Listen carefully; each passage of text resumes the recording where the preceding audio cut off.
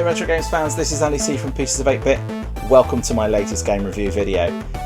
In an attempt to try and keep these reviews on track and hopefully all the more appealing, I have again prepared in advance to keep me on the straight and narrow. So let's dive right in and see how it goes. So yes, this week we're turning the clock back to 1986 and diving into the pixel perfect world of Alex Kidd in Miracle World on the Sega Master System. If you're a fan of side-scrolling adventures, quirky characters and those unforgettable tunes, then buckle up because we are about to revisit one of Sega's most beloved classics. So, as many of you will know, I have got the Master System in Pride of Place for January in my A Month With series. For those of you who are new to the channel, basically each month I promote a console to my living room and see what it's like to live with it for a month. Now for some consoles, these will be old classics such as the Master System, PlayStation 1, but I will also be reviewing some reimagined systems such as the Spectrum, which is what I did last month in fact. Now for the Master System, I only have a Master System 2. Yes, I'm sorry about that, which means I can only output via RF, which means I actually have to have this sitting behind me over here on my Swiss Army knife Sony TV, which has absolutely been my charity shop find of the century, I think. £15 paid, absolute bargain, and every connection on the back imaginable. So why Alex Kidd? Well, I'm actually a bit of a noob to the world of Master System. I didn't own one and I didn't know anyone that did, so my Master System journey has only really just begun. After starting this channel, it very quickly became apparent to me that many people in this wonderful retro gaming community have a real fondness for this little 8-bit juggernaut, and that actually it doesn't get anything like enough love, especially when compared to the almighty Nintendo Entertainment System. So, if, like me, you're coming to the Master System for the first time, or you are making a revisit, well, you will almost certainly bump into Alex Kidd. You'll certainly have heard of it, that's for sure. Reason being, Alex Kidd was built into many Master Systems, including mine, so before you even buy a single cartridge, chances are you can have a play on Alex Kidd for free, just by turning on your console. And of course there's the catchy soundtrack intro, is often an indication that the cartridge that you're putting in hasn't loaded correctly, but as far as I'm concerned, that's distinctly better than a boring flashing green light. Nintendo, I'm looking at you. First game was a big hit for Sega, with great reviews, often in the 9s and 10s. This franchise then spawned 6 titles in total, BMX Trial being one of them, which is on behind me here. And then there's also a reimagined version of the first game titled Alex Kidd in Miracle World DX, which was released in 2021 for the latest console generation, some 30 years since the last game, Alex Kidd in Shinobi World, came out. So that's also another game that I fancy checking out. So what's Alex Kidd in Miracle World all about? Well, before Sonic dashed onto the scene, Alex Kidd was Sega's answer to Mario and the de facto mascot of the Master System. Can you believe that there was actually a time when the mascot was not a blue hedgehog? Released in Japan in 1986 and globally the following year, Alex Kidd in Miracle World introduced gamers to a vibrant, fantastical realm packed with charm, challenge and a unique personality all of its own. So who is Alex Kidd? This red jumpsuited, big-eared hero is a martial arts prodigy who can punch through stone blocks, ride magical vehicles and face off against enemies along with intense games of Jenkin, or as we would know it, rock, paper, scissors. Yep, rock, paper, scissors, it is as ridiculous as it sounds, and it's one of the many elements that makes Miracle World so memorable. Although frankly having an end-of-level boss, aka Stonehead, play you at a best of 3 game of chance can be somewhat irritating when you lose and lose a life. But the game story is classic 8-bit fare. Alex Kidd is on a mission to rescue the kingdom of Redaxian from the evil Janken the Great. Along the way he'll punch, swim and bike his way through 17 levels filled with clever puzzles, hidden secrets and some truly wild enemy designs. And let's not forget this game has no save feature, so completing it is and was a rite of passage for 80s gamers alike. One thing that sets Alex Kidd in Miracle World apart is its variety. It's not just a platformer, you've got sections where you're swimming through treacherous waters, soar on a petticopter, speed through stages on a motorcycle. Each level feels fresh and the game's tight controls make every moment feel rewarding, even when it's as tough as nails, and believe me, it is. And can we talk about the presentation? For its time, Alex Kidd in Miracle World was a visual feast. Bright, colourful sprites, detailed backgrounds, and that unforgettable soundtrack composed by Tokihuku Wapo, I hope I said that right. It all adds up to an experience that feels magical even decades later. So whether you're revisiting Miracle World or discovering it for the first time, this is a testament to Sega's creativity during the golden age of gaming. So are you ready to join Alex Kidd and take on the challenges of Redaxian? Well, as always, I'm going to take you on a little playthrough and I'll let you know what I think. Full disclosure, this comes as no surprise. I'm not very good at this game. I have played through a little, but much of what I've gleaned is taken from clips and playthroughs that I've watched and the on-screen demos. But let's dive in and look at the game in all its wonderful colour and sound. I'll see you there.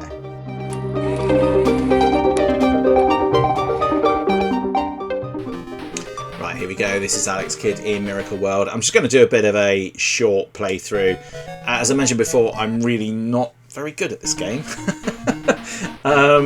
I keep getting stuck. I have managed to get past the first and second levels, and hopefully I can get that far. It shouldn't take too long. As you can see, the aim of this game is we've got bosses around here, and we've got rocks, and you can see he's doing his sort of what is it called? Kung Fu, karate, martial arts. I don't think it's specified which martial arts he's following, but yeah, he's got this, obviously this punch. If you can get to an enemy, you can obviously punch them, as you saw before there, with that sort of pterodactyl type thing. Yeah.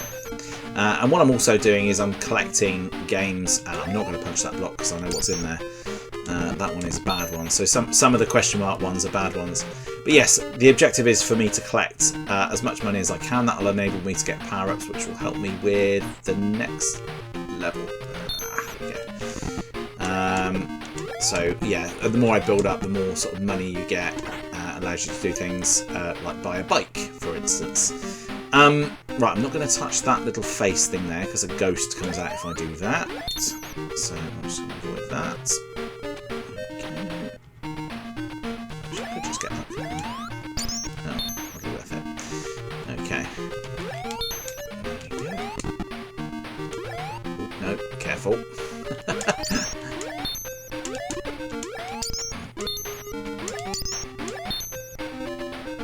Sometimes it's better just to wait and just be patient. There is no timer on this, so there's no reason for you to hurry, you know, like there is in Mario. You can just take your time with it. But there is a certain appeal to speedrunning this. I've just messed up, I think. I messed up? No, I haven't. Well, I have, sort of, because there's three. You can see on the bottom left of the screen there's 3 money bags. I've gone the wrong way, so I don't think I can get to those now. I'm going to fall into the water. There we go. Okay, so this is a water level. Well, it's not water level, it's the same level, but in the water. Let's try not to bump into the fishes. Oh, money bag.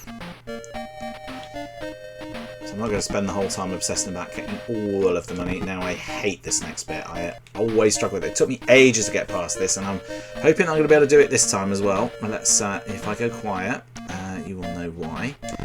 So this frog is going to blow some bubbles in a minute, and they are like poisonous bubbles, if you like. Oh! Oh, it's so hard, this bit. It's so hard. I managed to get it sussed before. There we go, that's what I want to do. So I want to go above him. Oh, I can't. Oh. You just got to be patient here. This is my last level. The last level? Last life, even. Oh, there we go. That's it. I'm done. One eternity later.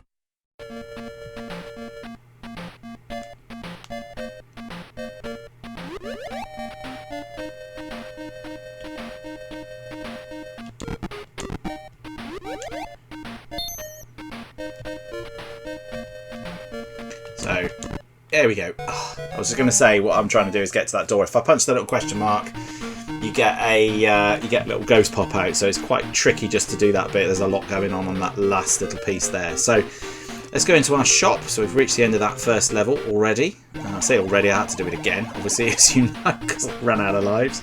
I'm going to buy the bike because that's a lot of fun. So let's do that. And you will see the benefit of the bike in a moment. So go.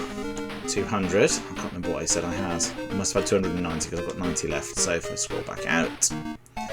Right, here we go. So level 2. And I can hit all these things, I think. What I can't do is if I hit these red things, if I hit them head on, I lose my bike. And then I've got to walk the rest of the way, and then nobody wants that. So I can land on the top of them.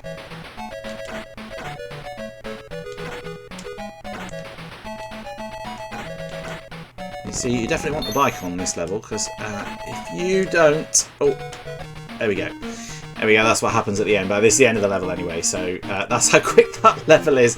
If you don't have the bike, you've got to walk that. And obviously it's much easier with a bike there. Now, obviously I've spent my money. I don't know whether I will regret that for later on, but let's see. So here we go. This is Stonehead. Now, you've heard me mention this before. This is probably going to be the last bit that I do. And you can see here that he's challenging me to Janken matches. Now, Janken matches, as I mentioned before, is the it's the rock, paper, scissors. So we're going to have one go with this. It's really annoying because if you lose, that's it. You lose a life, and then you know obviously you've only got 3 lives. So let's see how we get on. Let's do this a couple of times and see what goes on. So here we go. Alright, so what should we go for? Let's go for paper, I think. I think he's going to go for rock. So when the music stops, he's going to do it. Oh, he had scissors. It's like they know. It's like he knows. Okay, alright, let's stick with paper. I might live to regret this. Come on, paper, it's a draw. Alright, let's go with... I think he's going to go with paper again, so let's go scissors. Come on, come on, come on. Yay! Right, okay. Alright, let's go... I think he's going to go paper again, so I think he's going to go for paper, so let's go for rock. I think it's no scissors if we want him to go for, don't we? Scissors, rock. Okay, it's a draw.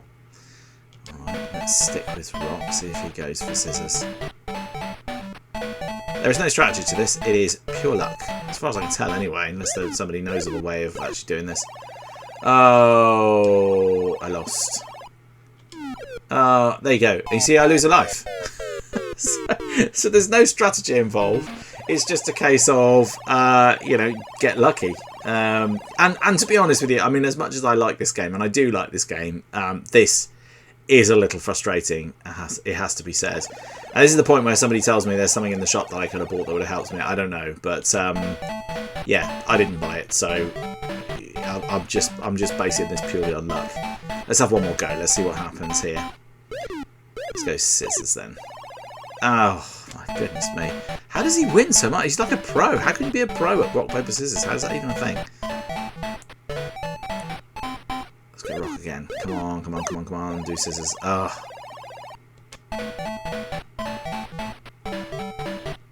Let's do scissors. Come on, paper, paper, paper, paper. Come on. Yay! Alright then. What's he going to go for? Let's go for paper. I think he's going to go rock. Oh!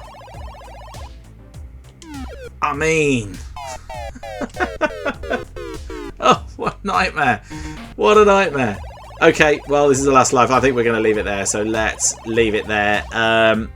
So that is it. That's Alex Kidd in Miracle World. So let's go back and I'm going to talk to you a little bit about what I thought of it and wrap up.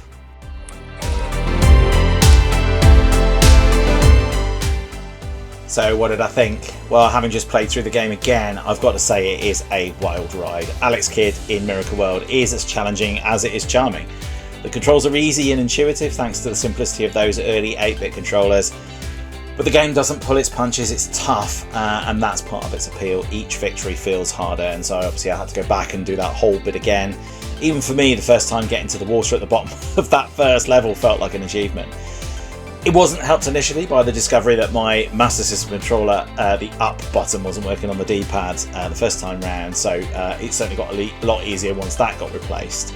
Side note, by the way, it was at this point I discovered that the Mega Drive controllers will actually work on a Master System. But of course they do, I hear you all cry. So what really stands out is how imaginative and frankly bonkers this game is. Rock, paper, scissors battles, just crackers. A protagonist who eats onigiri after a level, which for the uninitiated is not sushi, but not entirely different either. Levels where you're riding a motorbike through crazy terrain or piloting a tiny helicopter, something which I didn't get to, I've only seen. This game's creativity is really off the charts, and I think it's one of those reasons it really does still hold up in 2025. So, speaking of holding up, I honestly believe Alex Kidd in Miracle World stands shoulder to shoulder with its contemporaries like Mario. And sure, it's a bit more rough around the edges, but I think it's got charm, creativity and personality, and they just shine through. That soundtrack is so catchy, and if you've never played it, I definitely recommend giving it a look. It's a piece of gaming history that definitely deserves more love, so go check it out. So, whether you're revisiting Miracle World or discovering it for the first time, this game is a testament to Sega's creativity during the golden age of gaming. So, are you ready to join Alex Kidd and take on the challenges of Redaxian? Let me know your favourite memories here and your first impressions, if that is what they are, in the comments below. So, yeah, that's our game review and playthrough for this week. I hope you enjoyed it. So coming up on the channel, we will be doing another Master System game review very, very soon. There are so many games that I absolutely want to play and so little time to get it done. I kind of really wish I had more time to do more video reviews in the week, but sadly I have to just be a little bit choosy on these things. So there will be another Retro Red Steve Racing Challenge coming up. If you haven't seen the V-Rally one, go check out Steve's video and all the submissions, including mine. These events are great fun, so feel free to get involved yourself. As long as I'm playing, trust me, you'll always be standing in with a chance of not being last. And then we'll of course be reviewing what it's been like to live with the Master System for a month, which has so far been really, really good. Next month I'm determined to do a handheld, so keep watching for more on that too. Thoughts in the comments below too on there. Just leaves me to say thank you so much for watching and all of your support. If you do enjoy these videos, please do hit that like and subscribe button. Let me know any of your thoughts in the comments below. But until the next time, please do take care of yourselves. I'll see you soon. Bye for now.